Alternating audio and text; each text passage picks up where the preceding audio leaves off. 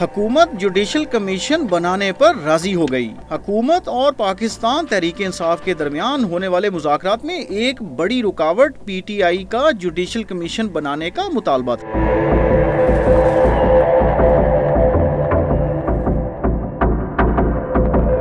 तहरीक इंसाफ ने दो टोक लफ्जों में कह दिया था कि जुडिशल कमीशन बनाओ वरना मुज़ाकरात को भूल जाओ। हुकूमत ने बिल आखिर घुटने टेक दिए हैं। वज़ीर-ए-आज़म के सियासी मुशीर राना सनाउल्लाह ने इंकशाफ किया है कि जुडिशल कमीशन कोई मामला नहीं है, बात तो TROs की है। अगर PTI हुकूमत पर एतमाद करे कि TORs भी हुकूमत बनाए, जुडिशल कमीशन बनाना ज्यादा मुश्किल नहीं होगा। अगर तहरीक इंसाफ जुडिशल कमीशन का सरबराह अपनी पसंद का बनाना चाहती है, TORs भी खुद बनाना चाहती है, तो इस पर बात करनी पड़ेगी। जब राना सनाउल्लाह से पूछा गया कि वो किसको जुडिशल कमीशन का सरबराह बनाएंगे, उनका जवाब था कि हम किसी ऐसे बंदे को बनाएंगे जो बिल्कुल मेरिट पर फैसला करे, बिल्कुल इंडिपेंडेंट हो। वो हाजिर सर्विस या रिटायर्ड जज भी हो सकता है। जो इंक्वायरी कमीशन की क्वालिफिकेशन पर पूरा उतरता होगा उसे बनाएंगे। इसका बिल्कुल वाज़ेह मतलब ये है कि हुकूमत जुडिशल कमीशन बनाने के लिए तैयार हो गई है। असल मसला जुडिशल कमीशन के सरबराह और TORs का है, जिस पर बातचीत होगी।